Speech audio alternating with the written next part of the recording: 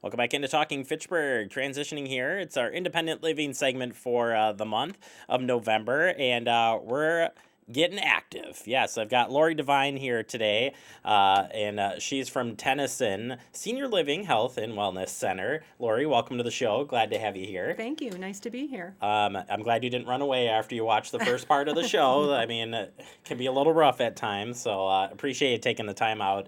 And today we're talking about getting moving, which I think is always a good thing, no matter what age you're at. But tell us a little bit first about the Tennyson Health and Wellness Center. Tennyson Health and Wellness Center is actually attached to Tennyson Senior Living Community, which is an assisted living facility on the northeast side of Madison. The Health and Wellness Center is open to the public, adults 55 and over. And we have a fitness center, we have classes, and we have a very unique treadmill pool called the HydroWorks 2000. Yeah, I was saying when you told us about this that we should have did the live shot out at the pool today and put Scott in the pool so we could see him Yeah. see him move, but that's okay. Talking a little bit today about National Physical Activity, the guidelines for seniors. Super important stuff here, but briefly tell us about some of those guidelines overall. Well, I'm going to hold this up. This is an actual report published by the Department of Health and Human Services. It was released about a year ago. This is guidelines for physical activity for Americans. And today I'm going to talk about how this relates to older adults because this is the second edition. It is a collaborative with partners like the National Institutes of Health, Centers for Disease Control, and being the second edition, it reinforces a lot of the information we already know about physical activity in relation to cardiovascular health, bone health, muscle health, and things along those lines. But this new report highlights new data that's especially important for older adults. What should older adults take notice from the new information? Well, really, I think one reason why older adults should want to know about the importance of physical activity is that being physically active is one of the most important things you can do for yourself to improve your health. In fact, the benefits of physical activity start right away, immediately after you start an activity program. The American College of Sports Medicine actually calls exercise medicine. So there are really great ramifications in this report about how it can not only improve physical health, but also other areas of health. So, how active are older adults? Research tells us, looking at active adults in the United States 65 and over, 16% of older adults are highly active, and that means they're meeting the recommendations in this guideline of getting, for example, at least 150 minutes of moderate exercise or 75 minutes of vigorous exercise a week. So that's 16% of the population. 30% of the population is totally inactive, and that means they're sedentary. So they're getting very little or no activity above and beyond what they do in their daily life. The remaining 54% are what we call sporadically inactive. They're kind of on again, off again. They're almost, but not quite, meeting the recommendations in this report. And the wonderful thing about this report is that it is promoting individuals who are inactive or not getting enough exercise to start doing something. Something is better than nothing.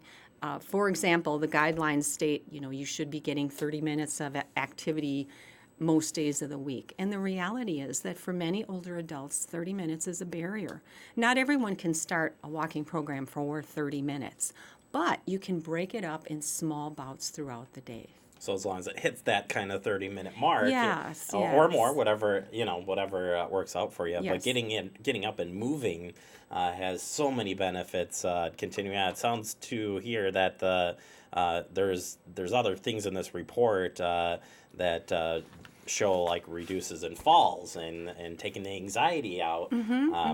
Talk a little bit about those areas. Yeah, this 2018 report really does highlight brain health when it comes to improving cognition, attention, memory, crystallized intelligence, the report calls it, and that's the processing that the brain can actually improve with physical activity, reducing dementia, including Alzheimer's, reducing the risk of falls, and as you said, reducing anxiety and depression in older adults. So when it comes to brain health, I think that was a real big addition to this report from the 2008 report. And in addition to that, those bouts of exercise, starting at only 5 minutes bout of an activity, getting up and walking around for 5 minutes or marching in place, things along those lines can really have benefits. That's pretty awesome. And other examples for those who might be a little bit more limited on mobility, what could they do to still get in that 30 minutes?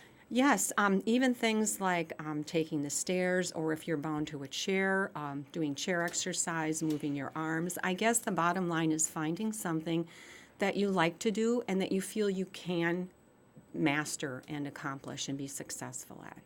It sounds easy. It I mean, does, just gonna I move. know. But I think in the report here too, I saw some stuff on building goals, and maybe you just again you start with a little bit at a time and increase.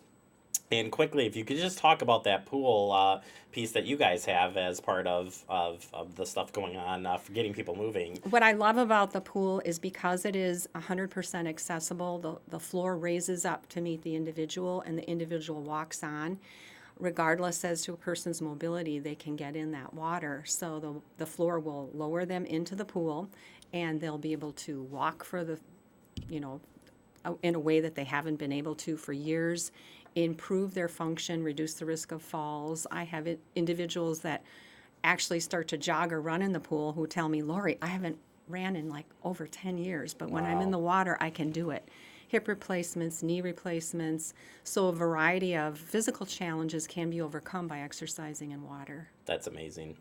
I want to take advantage of that. Real quick here, summary up here, and in case you do have questions for Lori, I know we're running out of time here, but you can check out the Move Your Way campaign. There's the information there on the website. Questions, give Lori a call, and of course, Independent Living Inc.org. Get more information there. Lori, thank you so much for being on the show. You're Certainly welcome. appreciate it.